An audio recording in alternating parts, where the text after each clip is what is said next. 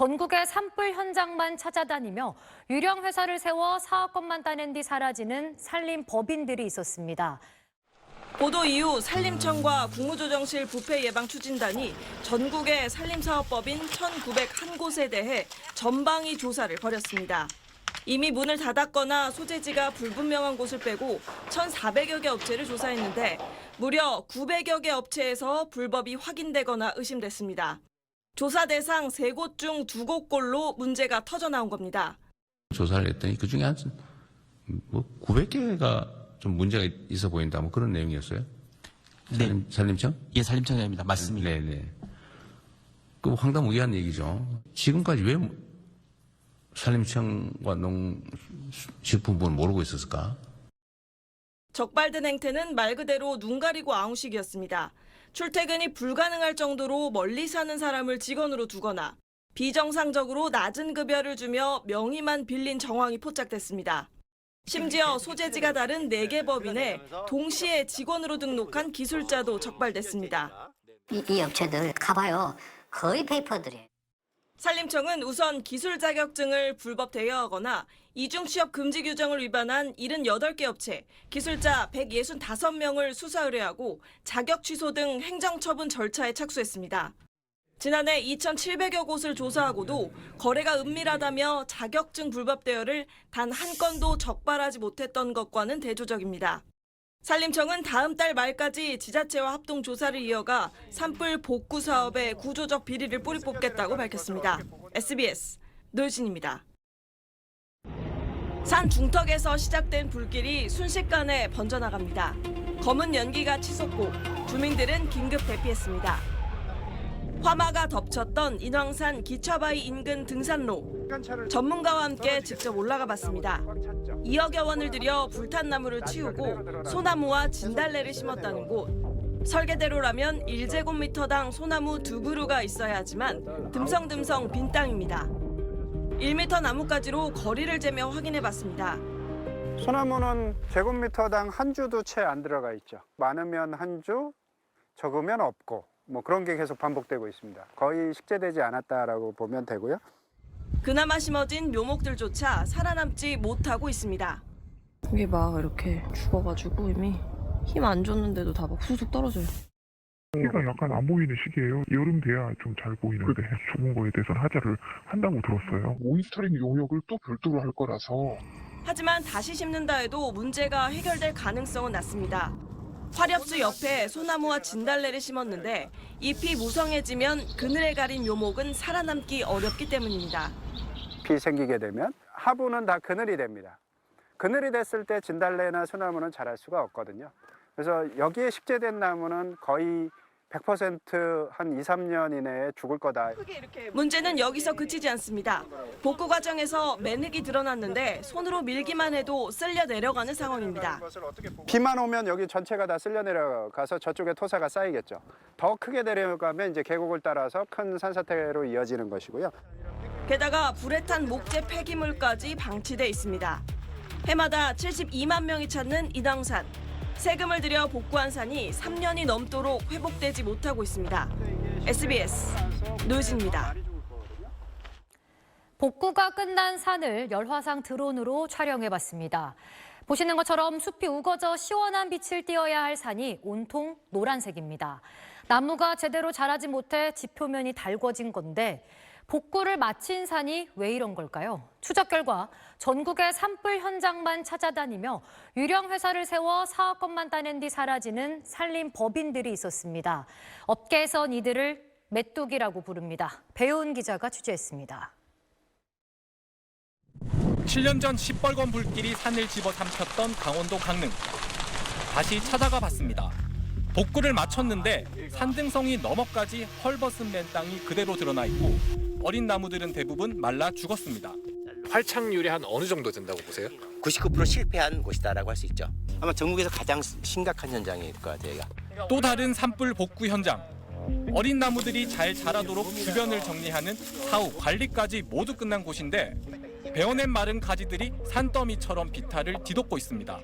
벌목을 하고 그냥 나머지들을 이렇게 쌓아놓고 간 것이죠. 시작된 불이 이 길을 따가 꼭대기까지 그냥 순식간에 타고 올라갑니다. 산림 복원하랬더니 산불을 키우는 불쏘시개를 만든 셈입니다. 작업업체는 이미 폐업한 상태. 경위를 물으러 당시 대표 명의의 또 다른 산림업체로 찾아갔습니다. 그럼 여기에 회사가 있었던 적이 한 번? 없어요. 내가 18년 됐어요. 19년째 지금. 2층은 우리 집이요. 주택. 서류상 주소만 있는 페이퍼 컴퍼니였습니다. 산림복구 사업은 예정가에 근접한 금액을 써낸 업체 중 무작위로 낙찰자를 뽑는 방식이라 유령 법인을 여러 개 만들어 낙찰 확률을 높이는 수법을 쓴 겁니다. 어차피 입찰은 확률 게임이니까 5개, 6개를 갖다 넣어놓고 입찰을 보시는. 문제의 업체는 강릉에선 문을 닫았지만 다른 시도에서 똑같은 사업을 이어가고 있습니다. 입찰을 보러 주소지를 옮겨놓고 이처럼 전국의 산불 현장을 옮겨 다니며 사업을 따낸 뒤 사라지는 업체들이 산림 사업 전반에 뻗어 있습니다. 네, 메뚜기라고 합니다. 이 업체들 가봐요. 거의 페이퍼들이에요. 문제는 사업이 끝난 뒤 업체가 문을 닫으면 복구가 엉망이어도 책임을 물을 곳조차 없다는 겁니다. 폐업한 업체는 현실적으로 복구를 하기는 어렵다고 판단합니다. 이런 메뚜기 업체 얼마나 될까요? 최근 6년간 산림청 사업계약 1만 3천여 건, 1조 7천억 원치를 전수 분석했습니다. 입찰 참여 업체 3곳 중 한 곳은 이름만 다를 뿐 전화번호는 똑같았습니다. 실체는 하나인데 간판만 바꿔 단 것으로 보입니다. 이들이 따낸 사업 금액만 3,246억 원입니다.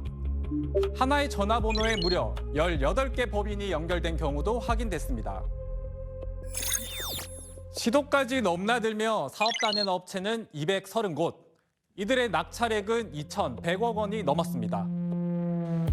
메뚜기 업체들이 산불 현장을 훑고 가는 사이 우리 산의 회생기에도 사라지고 있습니다. SBS 배훈입니다. 복구가 끝났다는 현장.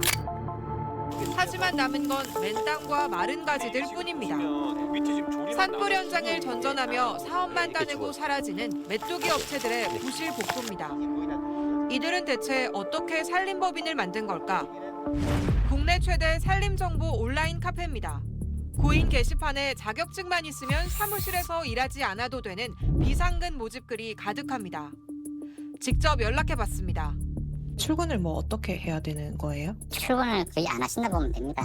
쉽게 말하면 자격증 대여입니다. 경영사부들은 통상적으로 120에서 103 정도는 지급하는데 하는 대로 40만 원, 50만 원 되니까. 현행법상 산림법인은 산림기사 등 자격증 소지자가 상시 근무해야 하지만 업체들은 대수롭지 않게 말합니다. 불법 일하잖아요. 그냥 일 안 하시고 그냥 급여가 들어가는 부분이니까 뭐 거의 없으실걸요? 다른 업체들도 아마 잘 없으실 거예요. 자격증을 빌려줘도 걸릴 위험은 없다고 주장합니다. 제가 이제 사회에서 맡긴 지 6년 됐는데 문제가 되는 경우는 한 번도 없었습니다. 취재진이 지난 8년간 카페 고인글 5,600여 건을 분석해보니 무려 71%가 비상근 고인글이었습니다. 비상근 고인 비율은 해마다 늘어 올해는 90%를 넘었습니다. 비상근 고인이 확인된 53곳이 따낸 계약만 269억 원에 달합니다.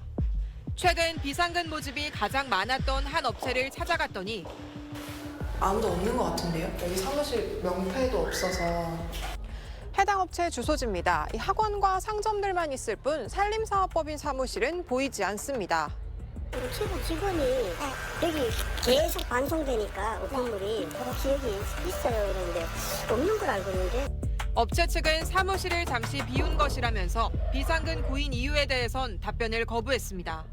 자격증을 빌린 업체는 상대적으로 인건비 부담을 낮출 수가 있고 형식만 갖춰서 여러 업체를 산발적으로 설립해둘 수도 있습니다. 정상 업체가 경쟁에서 오히려 밀리고 서류상 명단만 갖춘 부실업체들이 산을 살릴 예산을 가로채는 사이 우리 산의 복구 골든타임은 속절없이 흘러가고 있습니다.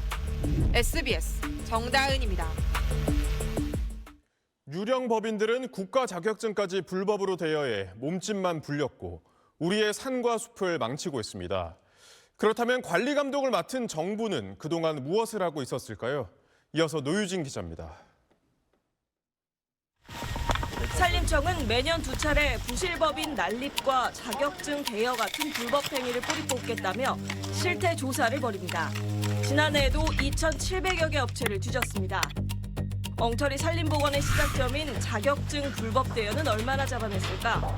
등록요건 미충족이나 시정명령 미이행 등 199건의 위반 사항을 적발했지만 정작 자격증 대여 적발 건수는 단 한 건도 없습니다. 1차 서류 검토 뒤 현장 조사를 나가는데 업계에선 보여주기식 행정이란 비판이 나옵니다. 단속을 나가면 몇 월 며칠 날 몇 시에 점검을 나갑니다. 그러면 이제 그때 다 불러다 앉혀놓죠. 인터넷에는 사실상 자격증 대여를 노리고 비상근 직원을 구하는 구인글이 넘쳐납니다. 산림청은 익명지에 숨어 추적이 어렵다고 항변합니다. 불법 대여 여러 부분들 하시는 분들은 이제 익명으로 하는 부분도 많고 실태 조사는 이제 일단 서류나 이런 대한 부분들 위주로 해서 조사를 하다 보니까 잘 안 걸려지는 그런 부분이 있기는 합니다. 하지만 국내 최대 산림정보 온라인 카페엔 업체명과 대표 번호가 버젓이 공개된 구인글들이 수두룩합니다. 공개된 정보조차 단속에 활용하지 못하고 있는 겁니다. 사후 관리에도 큰 구멍이 뚫려 있습니다. 부실복구나 무자격자 동원 등으로 벌점을 받은 업체들이 사실상 아무런 제약 없이 복원 사업을 다시 따내고 있습니다. 산림기술법 시행규칙에는 사전 심사에서 벌점 업체는 감점하도록 돼 있지만 정작 심사 대상에 산림복원 사업은 빠져 있습니다. 벌점을 받아도 실제 입찰에선 불이익이 없는 겁니다. 실질적으로 예금 있었지만 다른 사업할 때 감점받는 사례가 사실 거의 없었습니다. 실제 감사원이 2019년부터 5년간 벌점받은 업체 136곳을 조사한 결과 벌점이 있는 상태로 무려 690건의 사업을 수주한 걸로 드러났습니다. 지난해 산불 피해액만 6조 7천억 원. 검게 탄 산을 되살리는 혈세가 부실업체들의 주머니로 새나가지 않도록 근본적인 대책 마련이 시급합니다. SBS 노유진입니다. 이 사안을 취재한 탐사기획팀 배여운 기자 스튜디오에 나와 있습니다. 자, 이런 메뚜기 업체, 유령 업체를 입찰 단계에서 걸러낼 수는 없는 건가요?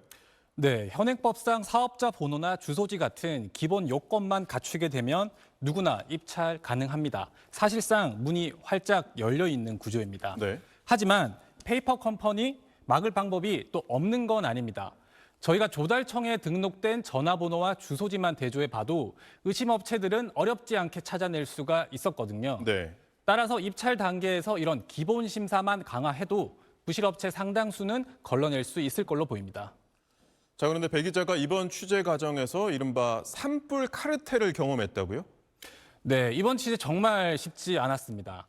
한 지자체의 산림 사업을 저희가 파고들기 시작하자 그 지역 공무원들이 관내 산림 법인들의 전화를 돌려서 현장에 문제없게 하라고 하거나 업체끼리는 취재진의 동선을 공유하며 조직적으로 움직였습니다. 예. 그리고 전문가 섭외도 상당히 힘들었거든요.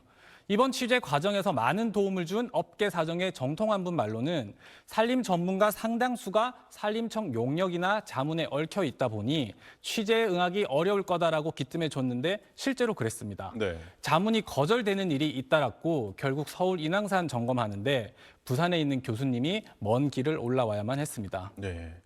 저희의 취재가 시작되자 산림청도 대응에 나섰다고요?